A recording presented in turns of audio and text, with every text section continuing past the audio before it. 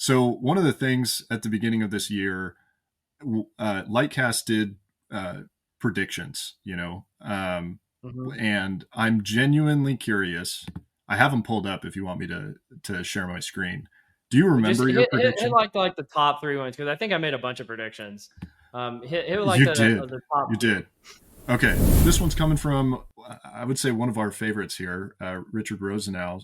If you could design a course that every IO Psych master's PhD student would have to take in order to best prepare them for impact in the workforce, what would some of the core pieces of that syllabus look like? Yeah, I don't know if Richard even knows this, but I'm actually creating a data academy right now. One of the things that you learn that I did not know or learn or believe when I first started it is the concept of like situational leadership, and that you have to approach somebody with who they are and what their needs are rather than just who you are and what you want to do.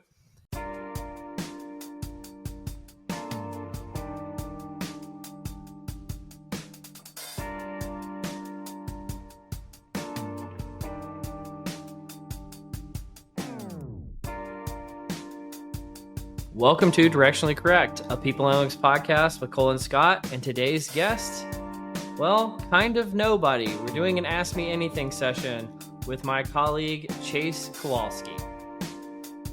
Hey, Directionally Correct fans. This podcast is dedicated to you to help educate and entertain you on how to effectively do people analytics, workforce planning, talent intelligence, behavioral science, and understand the impacts of AI in the workplace.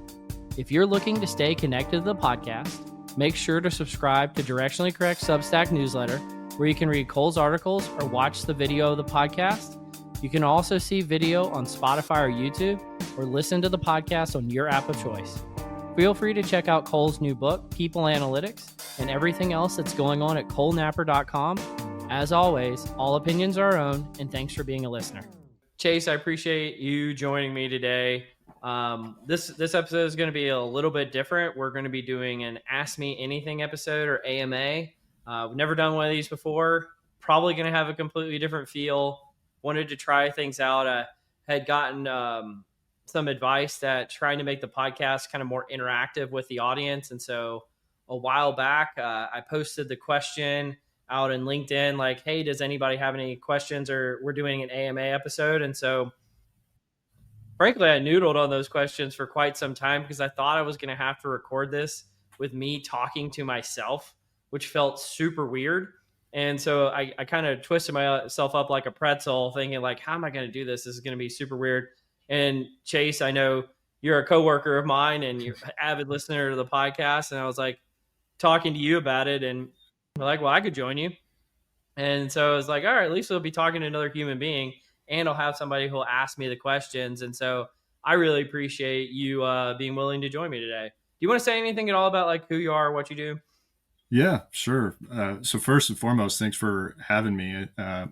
I'm convinced I ask you more questions at work than anybody else. So it only makes sense for me to be able to chime in and ask you questions from other people too. But Chayce Kowalski, account manager for Lightcast, and been here for about 4 years, and really dove deep into data. And Cole has been a great mentor, great guy to listen to. I actually met him. Okay, now I'm just cutting you off now. You're cutting me off? You can, okay, keep going, whatever. You're just like buttering me up now. Well, hey, today's really all about you, man. But met Cole at the Lightcast Coeur d'Alene conference a few years ago, and been listening to Directionally Correct, the podcast, ever since. And so really excited to be here and be a part of this. So thanks for having me. Thanks for being a good sport and being willing to do this. I'm going to do like a few kind of PSAs before we get into the AMA, just because when this comes out, we won't have released an episode for a few weeks. And so we mentioned it a few times, but we were taking an end of year break. So we took the months of November and December off of the podcast. It'll get kicked off in January. I think this is going to come out sometime in December. So just those of you who are wondering why the podcast hasn't been coming out and why you're not getting episodes, we're just taking a 2-month break. We've never done one of those. We needed it desperately. So yeah, just kind of getting burned out, and hopefully we'll come back into the new year quite refreshed. One of the things I also wanted to mention is people always ask me, they're like, why isn't Scott in all the episodes now? And again, like, why is he in this episode? We kind of made an arrangement where we had moved, I guess it was like almost 2 years ago now, where we had moved to doing episodes every other week, just for, frankly, both of us are very busy in our jobs at that time. And with me starting a new job at Lightcast, I was able to move back to weekly doing the podcast, but Scott was not able to. And so he's just joins every other episode now.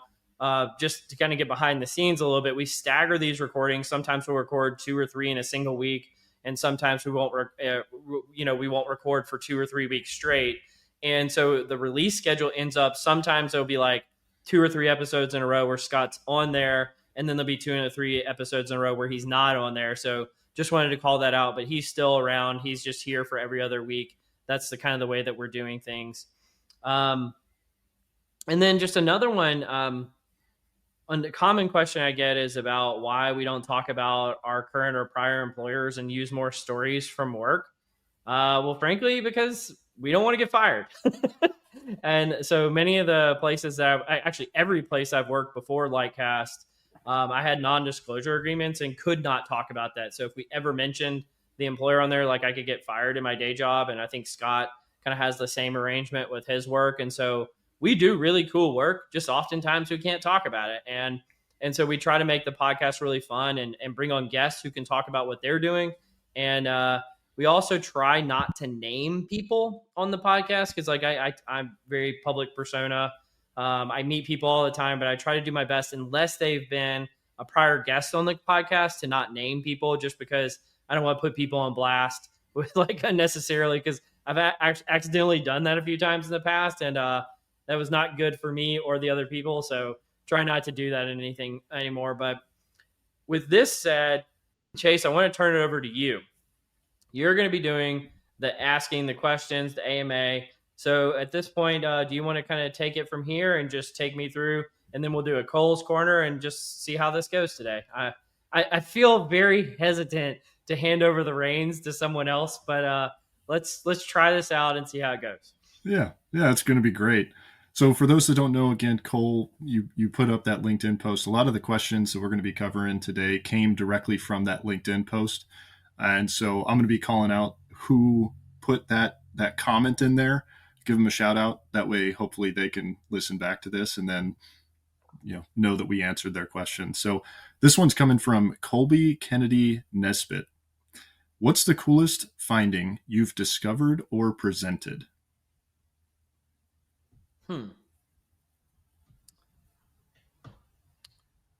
So this isn't actually answering the question exactly, but I remember earlier in my career, and it's where I made this discovery. I had kind of this epiphany that I'll talk about in a second, where I was literally at dinner with a senior HR leader after we had presented at, like, some offsite that day.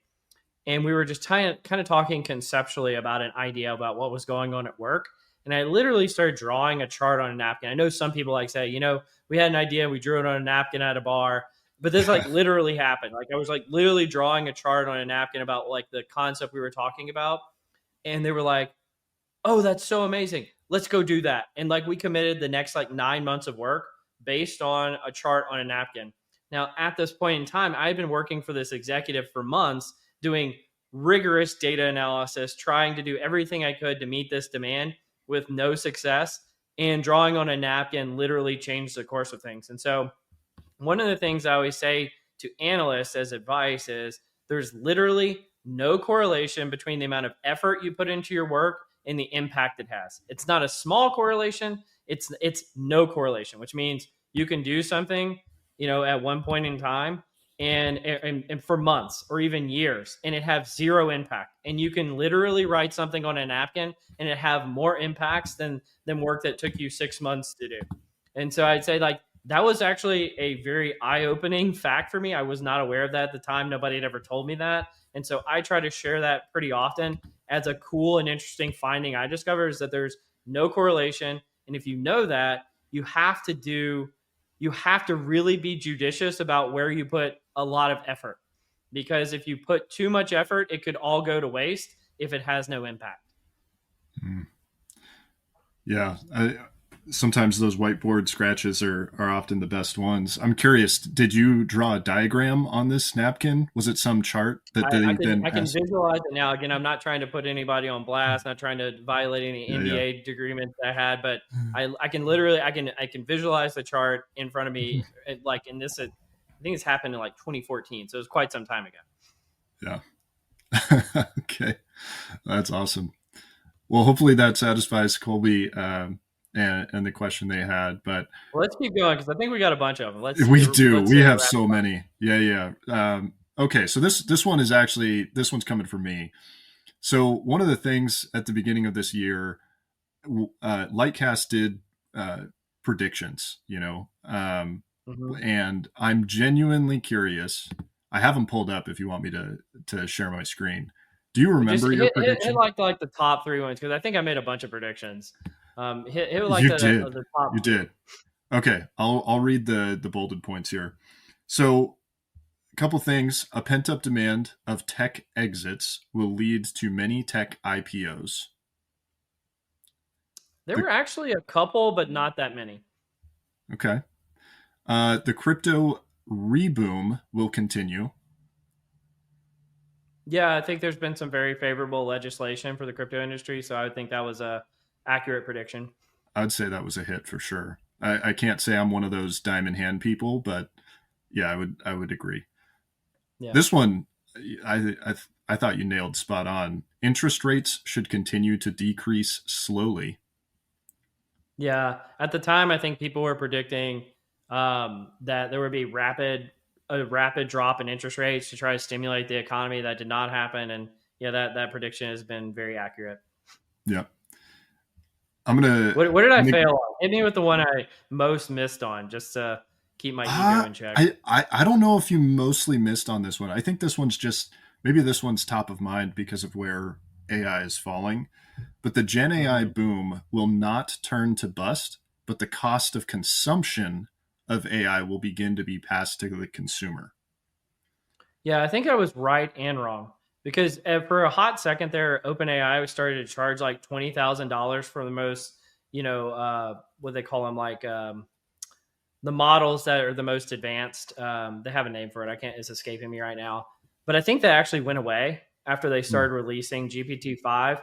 So they were starting to pass along the cost to the customer, but I think largely that was probably a miss because I don't think that has happened yet.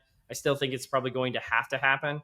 And the interesting thing is it may not be on the consumer side, but I imagine it'll be on the data side, like with data centers. We'll start having to pass the cost of energy onto the AI companies, and then the AI companies will likely be forced to pass that on to customers. But I think that's yet to be seen. So yeah, Yeah, I'm going to be really interested to see how AI tries to become profitable. That's something definitely worth monitoring in the future, I think. yeah, Okay, absolutely. next one here. Um, this one actually, I think this is. Let's see. Here we go. Well, like I think this is one I just wanted to put on here. This I guess I missed this in the PSA section. Um, and so two more PSAs really quick. One is nobody ever asked me this. I don't know why. I think they just assume they know why. But what it's like being different, working at a vendor like at Lycast, being internal like I was at like FedEx, Texas Instruments, PepsiCo, like all these other places I used to work, versus being independent, i.e., via the podcast and the newsletter. I think people see me as like a singular human, and they don't realize that there's actually three different contexts that are going on depending on where I've been and what I've been doing. Uh, and the reality is there's pros and cons to each, right? I'll start with the podcast just because people hear me on this. But when you work somewhere and you have a big voice, and I think about mostly my prior employers here, I think Lycast has been very supportive, but they don't necessarily like that. And so if you say with a big megaphone something that they don't want to hear, that puts you in a lot of risky positions with your job. And so I'd say they're like going independent and doing more stuff on the side has been incredibly rewarding, but it's also incredibly risky. So I get a lot of people ask me like, "Oh, I just want to do what you do," and I'm like, "Yeah, but do you realize the type of risk that you're taking on by doing that?" And so I don't think a lot of people realize that. I'd say being internally, an internal role like that. If you really want to make an impact, be in an internal role. You get to actually do the things, make the impact. The hardest part, honestly, is just dealing with the internal politics and shenanigans of being in a big company. Like, it's just really difficult. And I think it's been especially challenging in the last few years because of all the layoffs and things like that, is you have to deal with like a lot of unpalatable situations. So there are pros and cons of being internal. Being on the vendor side is really interesting and cool. The only challenge there is a lot of people just assume you're a salesperson all of a sudden. Like, it'll be like even my friends, and they're like, yeah, you're a salesperson now. I'm like, no, I'm not. But and frankly, at another vendor I used to work for, I had to do some more like BDR type of things, which I did not like and I didn't enjoy. And I think it did hurt some of my relationships, but I don't have to do that in my current role. So yeah, being on the vendor side has a lot of pros. And I think especially if you've worked for the right kind of vendor. And so, yeah, I thought that would be a neat one to talk about today. I also say like a question I get is like people just say, hey, why don't you go get so-and-so to be a guest on the podcast? Do you think that there's like some like magical solution to just get people to show up to these podcasts? Like, I don't think people realize, especially when we first started, not as much now, but we dealt with, and I say we, I mean me, because like Scott really wasn't reaching out to guests. Like, I dealt with so much rejection, like a soul crushing amount of rejection. Now, more people actually like offer themselves up to be on the podcast now. It's fairly popular. But even then, I still have to be somewhat choosy in terms of the guests we bring on, because frankly, a lot of people think they're interesting and they're not. I hate to say it that way, but they think that they have something to say, or frankly, they have something to say that I don't necessarily agree with. So I'm not going to necessarily bring them on the podcast. But another thing is, a lot of people make recommendations for people who actually work at vendors. And the reality is, this podcast works off of sponsorships. And if the companies that they work for don't want to sponsor them, there's so many people that work at vendors that I want to talk to, that I want to have as a guest. I just think they're interesting, but just on principle, I can't bring them on unless they're company sponsors. And so I just wanted to call that out as like another PSA. But I still get ghosted all the time, and it is a very humbling experience. And so if everybody just sees like the bright veneer of the podcast, I think sometimes they forget that, yeah, it's actually hard to make this thing go around. But with that said, I want to turn it back over to you, Chayce, getting past all these PSAs. Yeah, that's fair. I can't imagine why you haven't, interviewed some CEOs on here like Mark Zuckerberg or something like that. I'm sure he'd just hop I'm in. not even trying to get them like. That's fair. Yeah. Yeah, like, and Obviously, frankly, people because analytics space. what would I talk to them about with people analytics? Like, what are we going to talk about? Yeah, Mark, why'd you pay someone $250 million? Like, where'd you get that? Yeah, I don't know. Yeah. Okay, Anyway. well, yeah, let's get back over. So these questions here, a little bit more personal. So this one's coming from, I would say, one of our favorites here, Richard Rosenau. If you could design a course that every IO Psych master's PhD student would have to take in order to best prepare them for impact in the workforce, what would some of the core pieces of that syllabus look like? Yeah, I don't know if Richard even knows this, but I'm actually creating a data academy right now. So I would say I'm working with Alexis Fink, who's going to be leading the strategy section, Gina Tabis, who's going to be leading the leadership section, and Sonali Kumar, who's going to be leading kind of the analyst section. And so I would say I would split the curriculum into three areas: strategy, leadership, and like analytics. And what undergirds it all is going to be kind of loosely based on my book about how to do people analytics today versus how to do it with generative AI. And frankly, not just people analytics, but more broadly into all of data-driven HR. So an HR person could come and take the course, even if they have no knowledge of people analytics. So we're actually building that, probably launching in early 2026. So that's what I would do. I don't know, Richard, if you knew that, but yeah, that's what we are working on right now. Yeah. When you say leadership on that, is that leadership management, like managing up, or is that managing people in leadership? It's going to try to be dual fold. So if you're an individual contributor and you're looking to become a manager someday, here what are the skills that you need to do that? And then what are those skills that are unique to people analytics, that not just broad management, but also if you currently are a leader, here's how to make an impact with people analytics and run a people analytics shop effectively, and just how to become a better leader more generally, because everybody could always stand to improve. But the reality of this is, and why I chose those people, all three of those people have been recent guests on the podcast. And so people can go back and listen to those episodes. I think we kind of tease it in those episodes that that's coming. But yeah, they're all fantastic leaders in their own right. And so I thought it would be really cool. And Sonali in particular wanted to bring on because she's still doing the work, right? So like, here's somebody who does this job every day. What skills do you need to do this job effectively? That sounds awesome. But yeah, keep me posted on that. I will happily sign up for that one. All right, this next one, I apologize if I butcher your last name here. I actually tried to Google how to say this phonetically, so I apologize twice now. But Stephen Dixayer says, what key topics or principles typically covered in an IO Psych degree would you recommend people analytics practitioners who don't have that background learn about? Yeah, I think it's a lot of the O side stuff for the IO people out there, because I think people analytics teaches you a lot of I side type of techniques already. And so I would say anything related to kind of like the leadership, motivation, the softer skills side of things, I think a lot of people analytics folks could stand to learn. And frankly, I think it's what holds them back. They relentlessly pursue building technical skills to the detriment of their soft skills, and therefore they lose those influence characteristics. And frankly, if you're analyzing human beings, you need to know a little bit about the 6 inches between a human being's ears to understand and like them more effectively. They're not just cogs in a system; that they have complex emotions. As emotions, like their instincts, the things that drive them, may actually lead to, I would say, discorrelated outcomes that you might not expect. And so you have to understand the human being as a whole, and kind of just that premise of the psychology of a human being and the sociology too. Yeah, I think that's what I would say.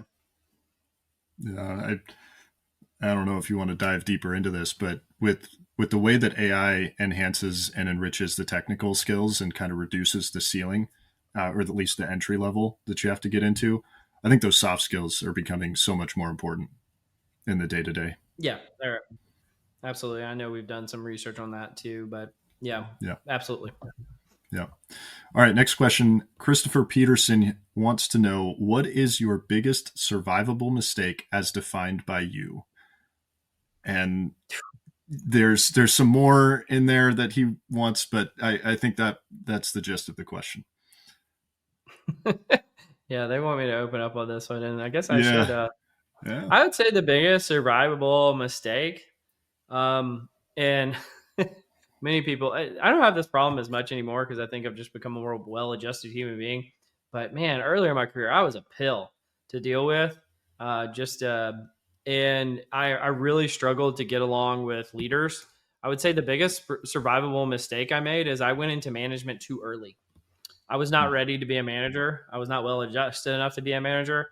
And I went in my first management job. I was I was a great manager as an analyst, because I was essentially continuing to be an individual contributor, and I was a very terrible boss to work for. And I would say as proof that I'm still in this field, have survived that mistake. But I definitely had ambitions and aspirations to move up quickly in the world, and I was not ready, I think, emotionally to be a leader. And yeah, I apologize to people who were on my team then, because I was pretty atrocious. But I think I've gotten a lot better over time. Still not as good as I'd like to be.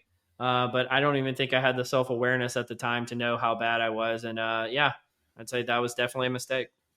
Yeah. Do you think that would have been solved through mentorship, or do you think that was just kind of a learning curve? You had to go through that journey to get that knowledge.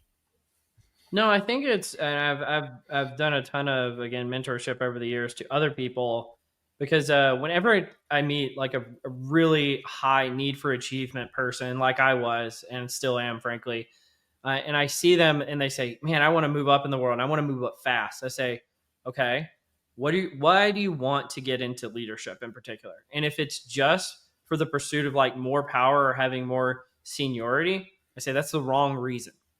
The right reason is because you want to help other human beings improve in their life and in their job. That's the right reason to be a leader. And if that doesn't factor into the equation, you will be a bad boss. I'm sure there's tons of research that could say one way or another, like this is a leadership style, that's a leadership style. Don't care to get into all of that. If your heart's not in the right place, you're probably going to be a bad leader. And I don't think my heart was in the right place. And I've met plenty of other people over time who their heart necessarily wasn't in the right place. And so then, you struggle. And frankly, the people who suffer aren't you, it's the people who are on your team. And that's what makes it even worse. Yeah. Yeah. There's a lot to unpack there, but for the sake of time, I think we can move on here. This one's coming what do from. You want to go, Chayce? You're in the driver's seat today. Well, I've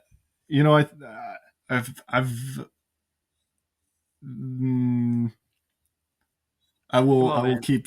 Come on. Okay. Hit me with it. Chayce is going to tell everybody I'm a jerk to him. So that's fine. Yeah. Total jerk. No, what I will say is, I think it's fair to say you've been a bit of a mentor to me, and you are very direct, which I've appreciated. I think people need to be more direct in the feedback and in the vision that they cast for people, especially from the top down.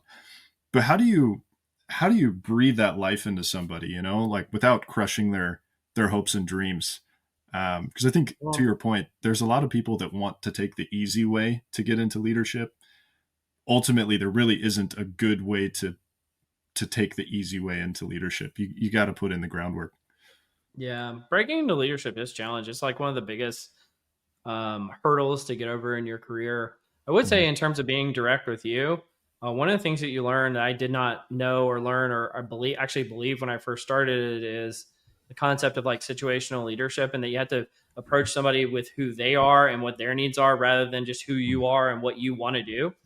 And I know you can take it, frankly. Like, I know you actually thrive off getting really, really bluntly direct feedback. Most people do not. I'm probably still more blunt to them than they would like, but I massively tone it down and try to meet people where they're at, depending on who they are. Right. Again, not perfect, but I would say I know you actually need that, and that's why I provide it to you. Yeah. Yeah, well, it is appreciated, but I think that's good. Talking about survivable mistakes. Hopefully Christopher is happy with that answer, but I think that's pretty insightful. This question here, this one's from Steve Dibble, and this one's a long one, so bear with me. I'm going to try and truncate this down, but in a couple of your recent Directionally Correct episodes, you hinted at an introspective journey regarding mission or purpose. In the emerging age of AI, I feel that mindful, intentional purpose will be so important. Certainly not all of your introspection might not be appropriate for public podcast, but maybe the parts that are especially applicable for people analytics, you could have your favorite LLM interview yourself. So, Cole, why did you not want to take your job, Chayce? He wanted. Yeah, I was going to say, why did you not just lean into your favorite LLM to have you do this Ask Me Anything podcast? I don't know. I like human beings more than I like AI. That's it. It's like I'd rather talk to you or a human than I would to an AI. I've actually talked to AI a few times, and I've used some examples on the podcast before where it has been helpful, especially with writing the book. But I would say, just to kind of that introspective journey he was talking about, frankly, I think, and Scott would probably agree with this, I think at times, and frankly, earlier this year, middle of the year, I was getting really burned out on this thing. There's a reason we're taking an end of year break. We're almost 4 years into it and had taken 0 extended breaks from the podcast. And I think we just needed it. And the other thing is, I think that at the time, there was a lot of discussion is like, is AI going to take all of our jobs? Is it going to take everything that People Analytics does? Do you kind of lose some of the mission creep of like, why are you even doing the podcast?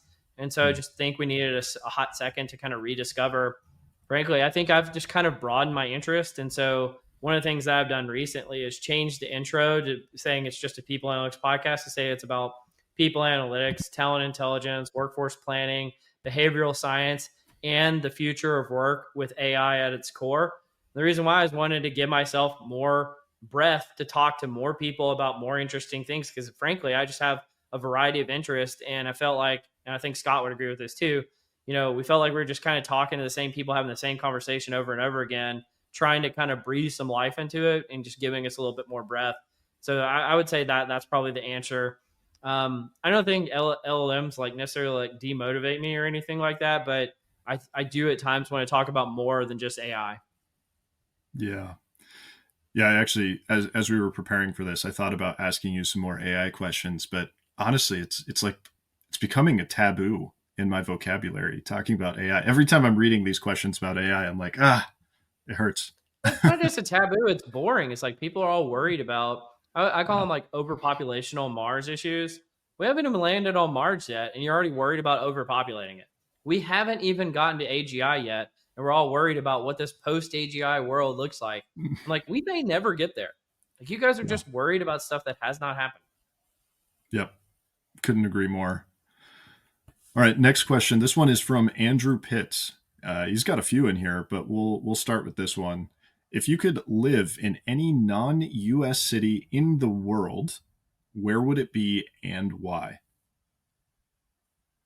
Probably just because I don't speak any other languages. I might say London, just because That's fair. I got to go somewhere where they're native English speakers. And London's a pretty cool city. I liked Yeah. Amsterdam when I was there. That's a pretty cool place as well. But I'd probably just say London, just make it easy. I know Okay. Andrew's in Australia. So Andrew's previous guest on the podcast. So was Richard. He probably, I haven't been to Australia. I think, I bet you dispositionally, I would love it there, but I just haven't been. So I can't say one way or another. You caught me at an awkward time drinking coffee, but I think that's fair. If language wasn't a barrier, would you say somewhere more exotic?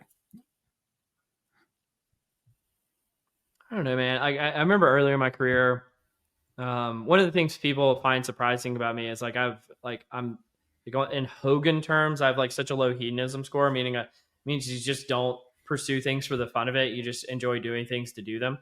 Mm-hmm. And one of the things that I don't actually go on a lot of vacations, like at all. And so I travel for work, or I used to move around cities so many times just for jobs that people say Cole doesn't go on vacations. He just moves to a new city until he gets used to it, and then he moves to a new city. I'm not moving anymore, but so I'd say there's a few places I would just consider like from a livability standpoint is like really high on my factors. And so it's not necessarily like a tourist destination. You know, I want a place that like I can live and just like there's like a little pizza place right around the corner. And if I had to commute for work, the commute's not too long and the cost of Yeah. living is reasonable. All of these are not like good answers that people find attractive, but that's really like the stuff I care about is just like livability. Yeah. Yeah. How long have you lived where you are now? So I've lived in the Dallas Fort Worth area since 2018. I've moved a couple of times since being Okay. here, and I've lived in Dallas before that at different points in my career as well. But yeah, since 2018. Yeah. Oh, very nice. Yeah, you got the kid. It's hard to move with the family. That's one thing I'm learning as we're growing ours. We're going to move into some more professional questions here, and we have some questions that fell into this category from Andrew as well. So, what is the one thing that has surprised you since joining Lightcast? So Andrew Pitts again, and go Yeah, ahead and hit the second question he asked too, so I can answer them both at once. Since he asked like 3 in a row. that's totally fair point. So, yeah, what do you like and dislike? I'm going to say that slash is an and. So, what do you like and Yeah. dislike about the vendor side versus the practitioner side? Yeah, I guess I kind of covered this in the PSA earlier. Since I joined like us, one thing that surprised me, what I liked about the vendor side versus practitioner side. The thing that surprised me, so most people don't realize that by the time this one has come out, Kara, Christopher, so Lycast actually sponsored the podcast for an HR Tech Voices series, and that episode will be out by the time this one comes out. But we talk a little bit. I sit in marketing of all places, even though I'm the VP of research, which is really interesting and new. I've never done that before.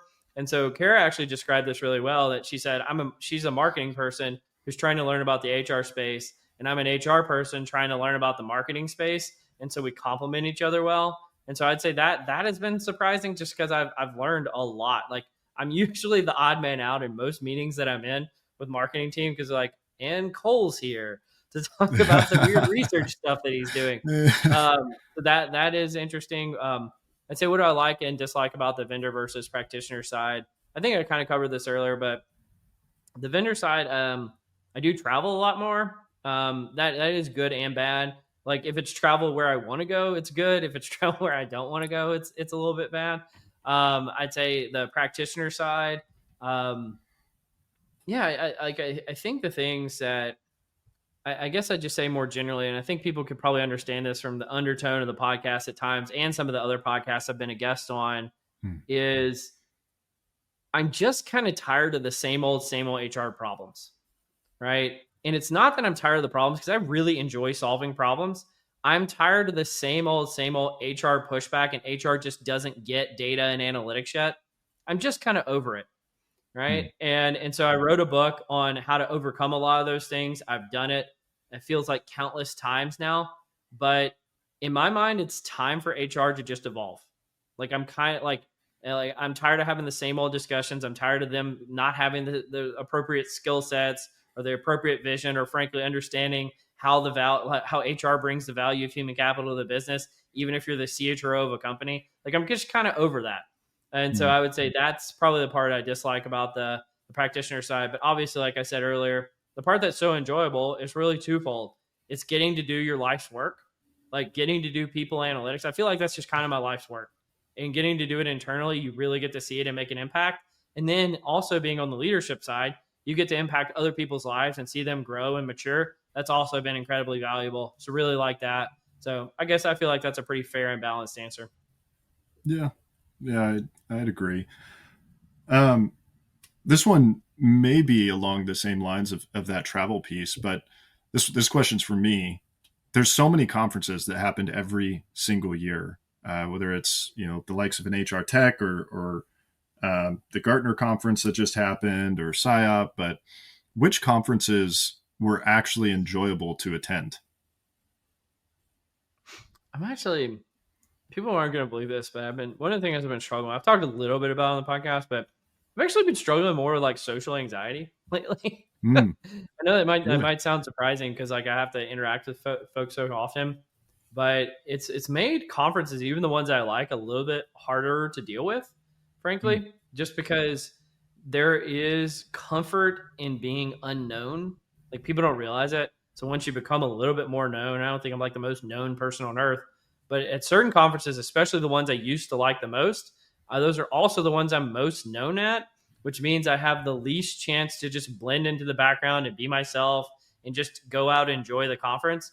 So I'm in this weird crux where the big conferences where I'm completely unknown are also usually the ones I like the least, but the ones that are smaller that are most appropriate to like me, like the PsyOps, the people analytics worlds, the workforce planning type conferences, the ones that I like the most, I'm actually the most known there. So I can't just like mm, go and just like have a good time at the conference like I used to. But I would say definitely anything with PsyOp in it is usually kind of my top ones. People Analytics World has been good lately. Um, I'm probably missing others, but Talreos is fantastic. That's a really mm. good one. Red Thread had a really good conference this year. Um, yeah, I don't know. I'm probably forgetting some. Sorry, I don't have all my lists because I feel like I've been so many Yeah. cities this year. It just like you forget things. But yeah, I would say those Yeah. are some of my top ones. All right. Follow up question to that, since it was mine. How do you define a good conference? Well, you usually can't have like usually both of these are struggling, and that's frankly why I put together the SIOP Leading Edge Consortium to try to counteract one of these, which is I either want to learn something or I want to get a chance to like with a small group or one on one get to really hang out with somebody who I know or meet a new really cool person. So it's like networking, but not like the traditional version of networking where you just meet as many people as you possibly can, like establishing a real deep, authentic connection and relationship with another human being, or Mhm. learning something really meaningful that you can apply in the workplace. Both of those are actually a struggle to do for me nowadays. Yeah. But I would say that's what I really look for in a good conference. Yeah. That's good to know. I'll be on the lookout for those as I get sent, hopefully, more myself. Moving on to some other questions here. This one is from Dan Is George. this This the is going to fun be section? This is the this is fun the fun section. section. So if Scotty got the chance to replace you with another co-host, who do you think he'd pick and why? I think that I know the answer to this exactly. I'm surprised you haven't done it already. I would say it would be Tillman Sheets is probably his number one. Mike Knott would probably be his number two. There's a few other names. Again, I try not to name people on the podcast. Tillman and Mike have both been guests, so I don't feel bad naming them. But a few other guys that kind of are in that bandit group of people that I would lovingly call myself a member of. I think he would definitely choose those to replace me in a heartbeat. That's fair. Um, well, we'll see what happens. Who knows? You might get bumped. I might. You might. If you could, oh, this one is sorry. This is from Becca Anderson. If you could be a professional at any sport, what sport would you choose and why? I have a feeling I know the answer to this one, but we'll see. Well, what do you think the answer is? I think the answer is golf Yeah. because when I asked you about that and you told me your handicap, you and I will never be golfing together. Is it because you're so good or so bad? No. I'm so bad. Okay. Yeah, I'm really bad. Really bad. Well, my golf game is definitely atrophied this year. I would say, like, in terms of, well, let's go back to kind of the quality of life standpoint to this. I actually think Yeah. golfers have a pretty bad quality of life. If you like actually kind of get behind the scenes about like how much they have to travel to all these places and how they're always playing and all that kind of Mm, stuff. I think I would like golf for like a month, but I'd probably get tired of it. I think I would probably whatever sport has like the most um, I don't know, maybe football because they have the least number of games per season. So, like, if you're mm, an NBA player, I think they have like over 100 games a year if you make it in the playoffs. Like, that's entirely too many games. I don't know how many tournaments tennis players play in, but I imagine mm. they're playing like 24/7. I think it'd probably be football just because there's like a beginning and end of the season, a reasonable number of games, and it's probably really hard on the body, but at least you know that there's off season. Yeah. Yeah. Yeah, it'd be interesting if there's any professional football players that watch this, or former professional football players that watch this. Let us know your take on Cole's opinion on the off season, because I highly doubt they're watching. And now we have had some guests on that hey, do like you never know. assessment work with the NFL.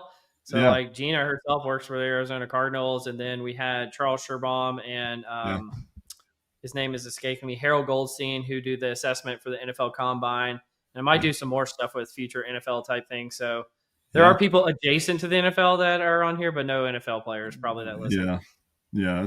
That's fair. Well, I would say bold statement to think that the off season you get any rest. I know I don't a know. few players. I think it'd be hard pressed to find any rest there. But hey, I respect the opinion. That's that. More power to you. I mean, I don't This think there's question. rest in any professional sport. That's why you're a professional. Yeah, yeah, But that's just I was trying to think about it like in terms of how I think about life more normally. yeah. That's fair. This question is also from Becca Anderson. If you could be the one who invented something, what would you have wanted to invent? Hmm. It's a good question. Maybe like a recliner. That would be a cool thing to invent. Do like Not one a of I like those. a good recliner. You Yeah, know. like Yeah. a lazy boy Chase lounge. Like what are you thinking? I mean, like any kind. I think I'm Okay. as long as it's comfortable. Okay. Cole Napper, Well, the inventor of the recliner. I think that'd be a good thing on your gravestone. that's there you go. That's what marketing's done to you right there. Yeah, Uh, exactly. yeah. This next question, also from Dan George. Wave a wand, rub a genie's lamp. What is one thing you'd wish all HR professionals would have the ability to achieve? Skill or ability to achieve? That was kind of my answer earlier about being tired of some of the HR stuff. Um, like if you looked at a list from 10 years ago and you looked at a list from this year outside of AI stuff, if you put like the top 5 challenges of a people analytics team, it's always like building capability and data for the HR function. Always. It's always in the top 5. I would say fix that. If I had one wish and I could rub a genie's lamp, I would say fix that, and it would be so much better. Yeah. Yeah, I would agree. The data side seems to be, it's an uphill battle for sure. Mm-hmm. Next question, Yuan Sun says, I love this question so much. It's Yu Yan. Sorry, I think you wrote that wrong. I did. Yu. I'm so sorry. Yeah, you left out a Y. Yeah, that makes sense. Yuan Sun. She's been a guest on the podcast, so I know she's coming in guns ablaze and asking me tough questions. Fair enough. I should have copy and pasted these names rather than trying to type them out. My apologies. Okay, would you survive a zombie apocalypse if the zombies were just people trying to talk to you about your emotional baggage?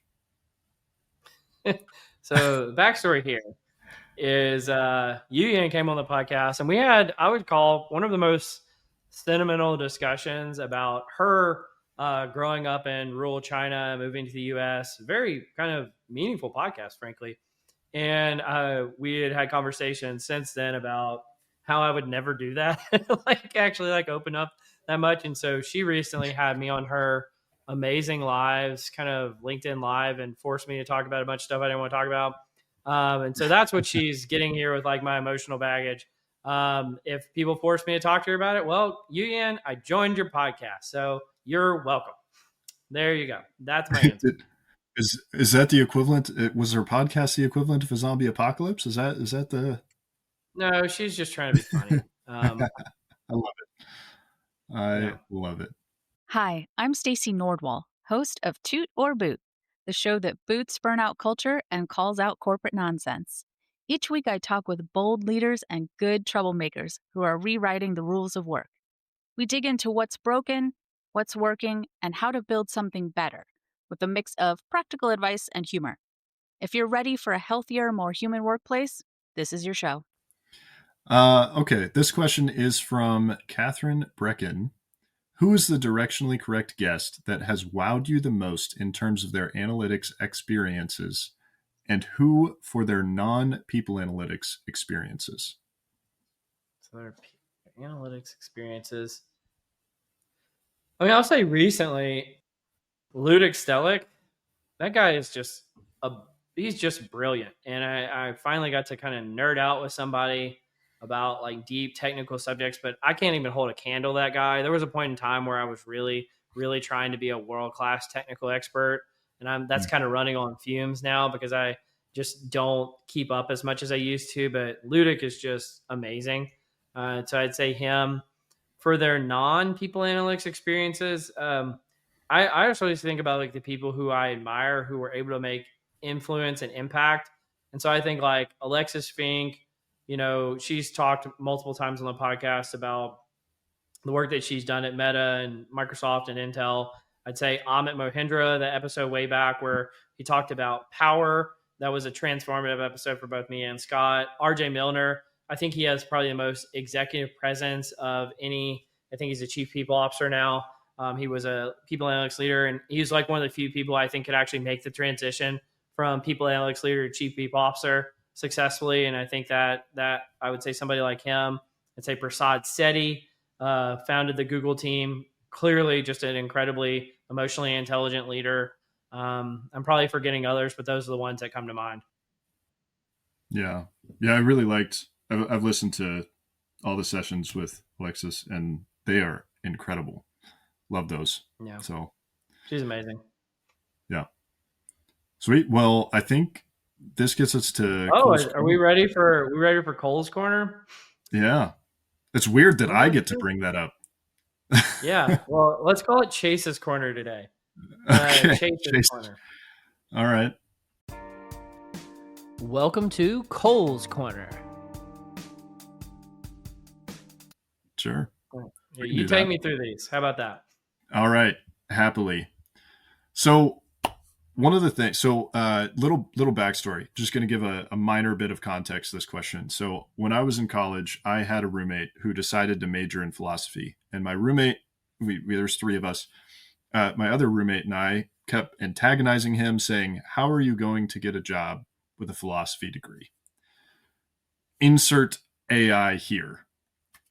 Do philosophy majors find themselves in a key place in the future of ethical AI use? Yeah, I think your emphasis is on the ethical part of that. Yep. So I'd say absolutely. In terms of the broad scale adoption of AI, if we're leaving the ethical word out, probably not at all, frankly. Mm. But that said, if I went into like you like went through my phone, you went through like my personal podcast listening habits, I think you would find an insignificant minority or a significant minority of the things I listen to is actually like philosophy or philosophy adjacent. Really? Um, so yeah, I think it definitely has a role in trying to understand kind of the human mind and how we interact in the world and how to live an ethical life and all of those types of things. Does that play a role in AI? I think it plays more of a role in terms of how AI is constructed than it does in terms of necessarily how AI is used, because how it's Mm. constructed is frankly going to guide how it's used. And so I think Yeah. you would have to go upstream in terms of how philosophy majors could have an impact on its use. I don't know. Would you agree with that? I would agree. I think when I'm thinking about, how AI is intended to put out answers, right? Um, like, is it ethical for it to consume someone else's artwork and be able to replicate that? Like, or music for that matter. There's so many. Like, I go on YouTube now, and seemingly all of these playlists that are coming out are AI generated in some way, shape, or form. And it makes me wonder, like, is there laws or ethical standpoint? Like, where do you find that line of, well, this was AI generated, so I just don't know. It's going to be interesting to see how it all works out, I think. Well, I don't know either, Chase. So let's move on. That's fair. All right. Um, Hmm. this one a little bit similar to one we asked earlier, but what's the place you've never been that you'd most like to go, and why? It's probably New Zealand. I always kind New of wanted to Zealand. do, and I know my wife is very into the Lord of the Rings too, so I think she would be down as well. But probably New Zealand, maybe Tokyo. I think both of those would be really cool places I've never been. I'd like to go. So yeah, I do the Hobbit tour or whatever they call it in New Zealand. They're just Yeah, beautiful settings and all that kind of stuff. But yeah, that's what I would say. that's fair. That's fair. New Zealand. My And do my like the brother. Game of Thrones tour in I think it's like Romania or something like that. That would be cool too. I feel like if you go to New Zealand, you kind of just got to hit up that whole side, man. You have to hit up Australia after then because you're flying so far. That's the challenge I had with New Zealand. Yeah. But that makes sense. There's nothing there that's going to kill you. There's no snakes. My wife found that out and she said we have to move there. It's like, no, it's not going to happen. Yeah. I was like, I'll see you guys later. Yeah. This one actually came from Colby Kennedy Nesbitt as well. Why do you do what you do?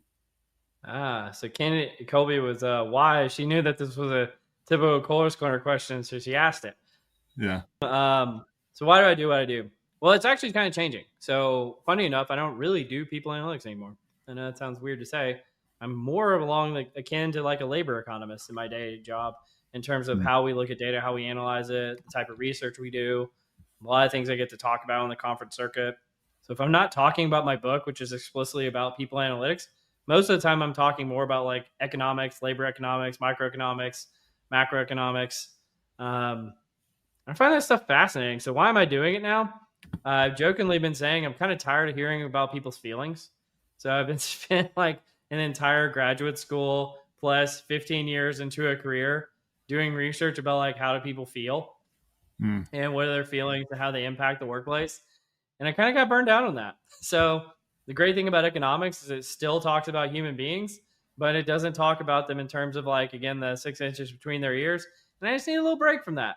So I think that's, I love researching human beings. I find them infinitely fascinating, but I'm just kind of looking at the same problem through a new a new lens. And yeah, I'd say that's why I do what I do. That's a good answer. People are unpredictable, at least in my opinion, but yeah, that's what makes them fun. Yeah, I guess so. Yeah. All right. All right. What happens to the podcast in the future? Does it keep going or fizzle out? Yeah, I think we said this on the 150th the other day. Again, you haven't seen it, Chayce, because that hadn't come out yet, but I have because I was there. We talked about the Lindy effect. And so the Lindy effect is however long something's been going is most likely how long it's going to go into the future. So at the time we were on our 150th episode, so we said, maybe it'll go 150 more. Maybe 300 is our number. I would say in terms of whether it keeps going or fizzles out, I think it's more along the lines of, whether we keep finding passion in this space, whether there's always another person to talk to you. I will say this. Whenever I had this strange experience where, like, again, especially earlier this year, I was kind of getting burned out on doing it every week.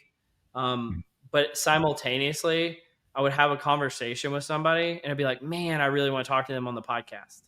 And I think if that feeling of, man, I really want to talk to them on the podcast ever goes away, that's what will be when we stop. Right. Because as much as I love the audience, as much as I love that it's pretty popular, as much as I love the newsletter, if I no longer receive joy from this, I don't make enough money off of this to make this worth it. Yeah. And so it's more a labor of love, not a labor of making money, even though it makes a tad bit. So I'd say, yeah, it's just going to be whenever that feeling goes away. And if it never goes away, the podcast will just continue forever. Yeah, I think that's fair. You gotta do it for the enjoyment, right? This is that extracurricular, so that makes sense. Well, it's like the extracurricular that kind of turned into my life, which is weird. Really?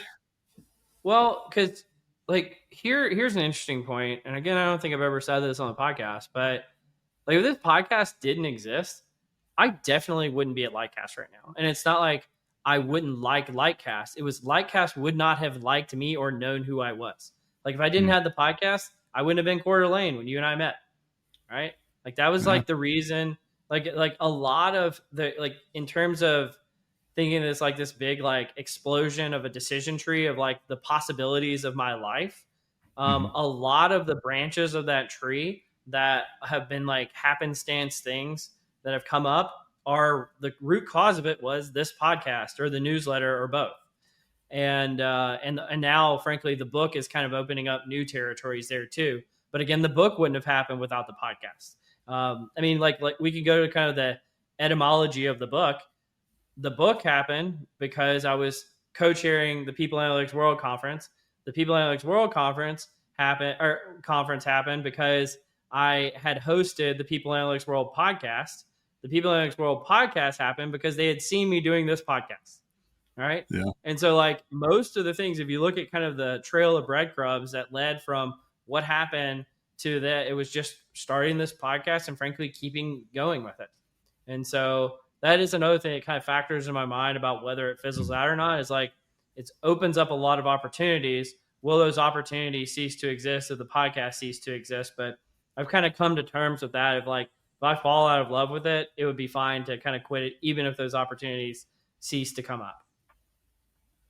Yeah, I think that makes a lot of sense. I don't know if you've actually talked about this on any of the episodes I've watched, but do you remember why you started the podcast? And has it transformed over we time? talked about it before. I mean, this is, I always give Scott like a lot of credit in this space. Like he reached out about it. Like I'd had the idea, like I wanted, probably starting maybe 2017, 2018. That's when I started listening myself to a lot of other podcasts. And I think every podcast listener kind of goes through this journey where they're like, I could do that, So I'd had this in my mind, like I could start a podcast. Now, starting a podcast becomes a very humbling experience because yes, everybody can do it. But the reality is all of us, except for like 1%, really suck at it. And nobody wants to listen. So everybody will give you a courtesy listen just because they're your friend when you first start out. And then they quit listening if you suck. And the reality is, we did that. We went through a period of time where we just sucked and then got better. And Yeah. and so a lot of people just kind of forget about the days when we were terrible. But there was a long period of time. You could even argue now we're still terrible, but we're better than we used to be. That's for sure. Yeah.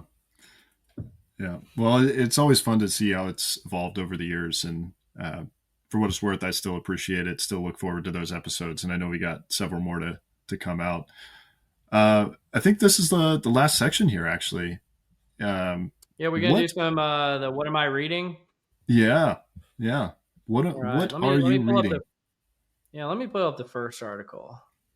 The Yeah. first one we've got is called "Does Higher Open-Mindedness Reduce Susceptibility to Misinformation and Belief in Conspiracies?" One of the things I've wanted to talk about on the podcast for a while is just conspiracy theories. I think they're fascinating, but I think they freak out a lot of people. And so I know I either wait till Scott's on the podcast and want to talk about it, or just you're here, so you're just gonna have to deal with it, Chase. But a new paper from the Journal of Experimental Social Psychology talks about, if you make people more open minded, can it reduce their susceptibility to misinformation and belief in conspiracy theories? And so they have this scale called AOT, which is actively open minded thinking. And it's a well known concept characterized by the active avoidance in my side bias and overconfidence in one's conclusions.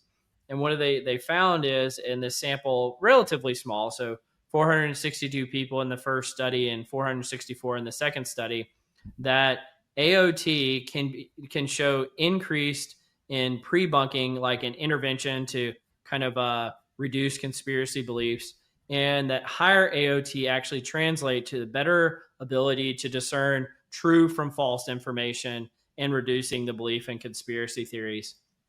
So yeah, Hmm. I think you got a chance to kind of glance through this one, Chase. What do you think about this? The AOT reducing the belief in misinformation and conspiracy theories. Yeah, I mean, first thing that stick out to me is I think we're in a world where there's so much information that we're consuming every single day. I mean, there was a statistic. I don't. I mean, what is 98% of statistics are all made up, but there, it's something in the realm of 1,000 notifications that we're getting like through our phone, whether we're scrolling through Facebook, whether we're scrolling through LinkedIn, whether it's a text message or an alarm. Like there's so much information that we're consuming, whether we're reading it or it's being blared to us, that it really is difficult to discern, in my humble opinion. And so I thought the study was really, really fascinating on how it's trying to tackle and quantify that. But I also think it's really hard for people to change their mind and actually broaden their horizon right now. Um, that's just my take. Like, I can't get anyone to change their mind if they plant that flag. The funny thing to me about it, that was like an interesting part of this finding to me in the first place is, and maybe this is my side bias. I had assumed that the people who are most prone to conspiracy theories were actually already the open-minded people, because they Hmm. would be, oh, I'm going to consider not just normal beliefs, but what about all these abnormal beliefs? Like, I just assumed that an open minded person would be the person that was more prone to that. I don't know if they actually tackle that in this study or not, but showing that open mindedness training essentially is what can debunk conspiracy theories. I thought that was super interesting. The one, I think, Hmm. shortcoming of this is every so often we actually find out that a conspiracy theory is true.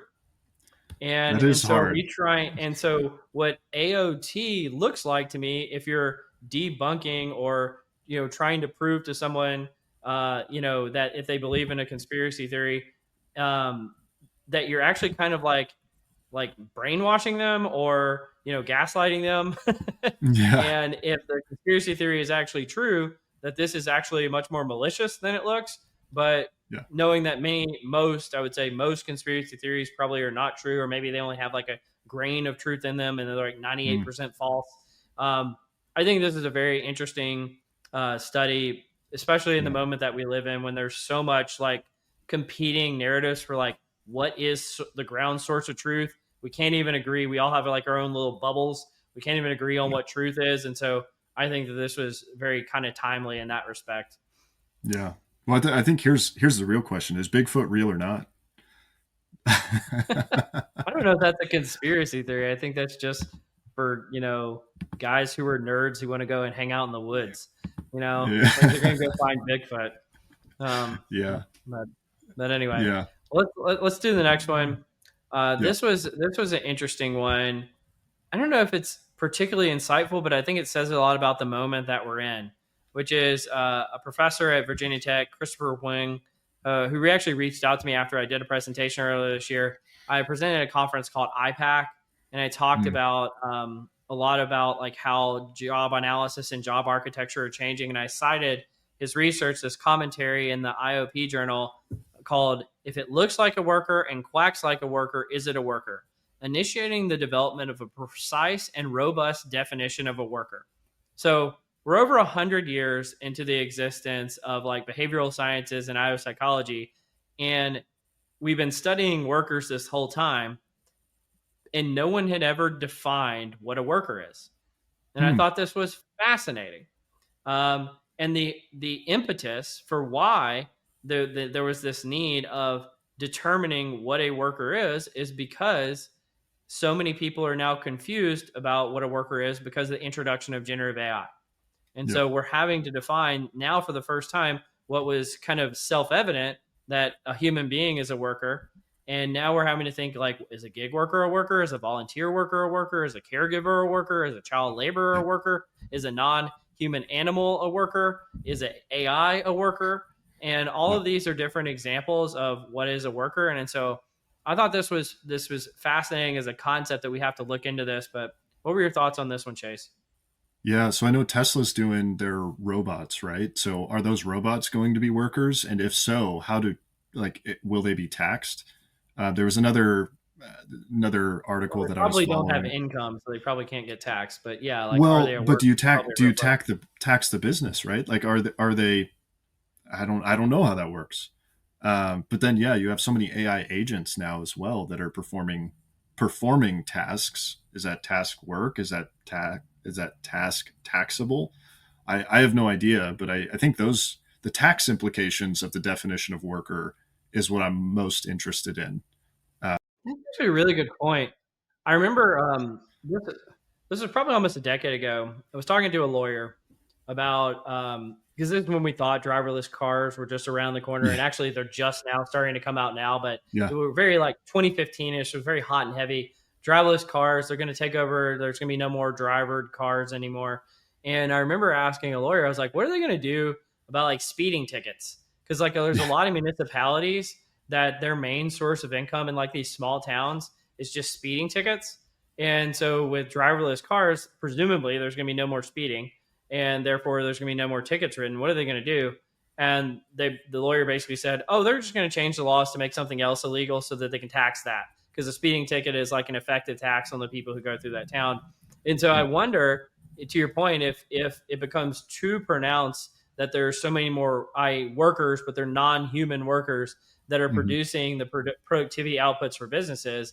Well, one of the primary ways that our federal government, funds itself is through income taxes. hmm, And if nobody's receiving income because either robots and robots don't make money, I mean, I guess they could make money in certain circumstances, but let's leave that to the side yeah, for a second. yeah, If the tax revenue goes down too much, using that lawyer's kind of reasoning, well, they'll just find something new to tax. And so maybe it's like the percentage of your revenue that's made by non-human workers, yeah, a exactly. certain percentage of that has to go to, taxable revenue or something like that. I don't know. But that's actually a really good point. I hadn't thought about that, Chayce. Thanks for bringing that up. Yeah, yeah. I mean, people smarter than I, but best ideas are revised ideas. I think that's how it's got to be. We'll see. Yeah. All right, let's do the last one. Just because I had you here, and I think you were somewhat adjacently involved in this research. A Yeah, colleague of mine, Ron Hetrick, previous guest on the podcast, really all around amazing dude. He and I, and loosely myself, because it was mostly him, and I think you actually helped out on this one, wrote an article about the dangers in the diamond. And this is talking about how um, how using like Lightcast research that that the workforce is turning into more of a diamond shape, right? So that means that there's few workers at the top, there's a lot of workers in the middle, and then there's few workers at the bottom. And a lot of the few workers at the bottom is because there a lot of organizations just aren't hiring as many young people, but also because of demographic factors where baby boomers are retiring, but they're being replaced by Gen Z, and Gen Z is just a smaller numerical generation than the generations before them. And so the thought is this is like, what are the kind of the positives and the negatives of this kind of diamond shape in the workplace? So I'll pause there and just wanted to get kind of like, what are your thoughts on this? And I know you kind of look in this into your day-to-day job, Chase. What are some of the dangers in the diamond, and just how do demographics play a role on the workforce and its makeup? Yeah. Well, a lot of people are still shouting from the rooftops AI is going to eliminate the need for early career or entry level talent. I uh, Part of me hopes that happens, just because I think there needs to be a shift in priorities, specifically in what people my age and younger are focused on. But the way in which employers are currently hiring, they're really just seemingly recycling the same workforce. It's really high turnover for that, 3 to 5 and 5+ years of experience in industry. So dangers of hiring in the diamond, you got people that maybe aren't able to adapt to certain technology shifts as much. Maybe you have individuals that have prior work experience that is hard to shift into your industry as your industry is getting molded and shaped by hiring difficulty, by technology changes, or something else entirely. But I am most interested in seeing what happens with that younger demographic, people that are maybe even not, I am hoping not going into the college side of things. I'm really hoping we see an increase in trades and trade schools, and that we have electricians and we have welders and plumbers and framers and all of these construction guys, because I got 2 lots of land and I'd love to build on them, but I don't know if anyone has tried to build on any land, but it's so expensive, and it's just because there's not people with that same skill. I mean, it's hard to find a contractor that's under the age of 40, um, and it just seems Yeah. like no one wants to do it. Let me talk about that younger part of the equation here really quick. This was an eye-opening piece of data in this article where it talks about the labor force participation rate of teenagers, so people that are age 16 to 19 years old, and it goes back from baby boomers to Gen X to millennials to Gen Z. And one of the things you see is, all the way up until about 2001, which is where the millennials enter the workforce, the labor force participation rate was roughly between 50 to 60% of young people worked a job while they were ages 16 to 19 years old. Then starting at about 2001, millennials it plummets, it falls off a cliff. And so by roughly 2012, only 35% of 16 to 19-year-olds are working in a job. And it stayed relatively flat since then as Gen Z has entered the workforce. And what's interesting to me about that, and what frankly I don't think many people are talking about, because it's all like, can people with college degrees get hired? Do you need a high school education? Do people have the skills of the future? One thing that's missing from the equation, and why the bottom of that diamond is really struggling, is most people want to hire people who have some work experience. It doesn't even necessarily Yeah. need to be applicable. Mhm. And so if you graduate college and you want to get your first job, and that's literally going to be the first job you've ever held. You've never been a student worker, you've never worked at McDonald's, you never babysat, you never, worked in your dad's construction yard, what have you. Yeah. If you've never done that, it's a huge gap for employers, because frankly, you're just weird and you don't know how to work. And I know nobody ever says this. Like, if Yeah. it's your very first job, you really don't know how to work. You've never been in any kind of environment. And I mean, by the time I graduated graduate school, I think I counted at one point, I had like 12 jobs before then. Like, I had Yeah. done so many things. And it just makes you a more kind of well adjusted, well rounded human being and more employable. And so I think that the real travesty of what's going on is just fewer young people are getting any experience working at a concession stand, Yeah. work like just doing the kind of the basic jobs that teenagers used to do. And I think that's making them less employable and frankly, less well-rounded human beings. I don't want to blame them necessarily, but I think that is an outcome of what happens when young people quit working. And so I think that that this is an understudied area that frankly that we should be spending more time on as a society of like, how do we get more people to understand the value of work? I agree. And with the younger generation, I think everyone should spend a year in a customer service job, just because it'll make you a better human. It really will. Like, yeah, you'll get beat down. You'll learn to fail. You'll learn to handle criticism, and maybe, who knows, maybe a coffee or two thrown at you along the way. But yeah, I think that would be good for society at large. Awesome. Well, I think that's a good point to wrap on, Chayce. I really want to say thank you for doing this. I know I give you a hard time sometimes. I do think the world of you. I think you're one of the smartest people I've worked with. You always ask really great questions. You're very talented. I wanted to say that publicly so the world could hear it, because I just think that you're amazing. But any final words before we wrap up? I really appreciate being here and excited to get back to work. I'm actually on vacation now, so I come back on Monday, which is going to be exciting. Well, thanks for doing this while you're off, man. Well, you've been listening to Directionally Correct, the People Analytics podcast. No guest today, AMA episode. Chayce Kowalski, thanks for being here. Thanks.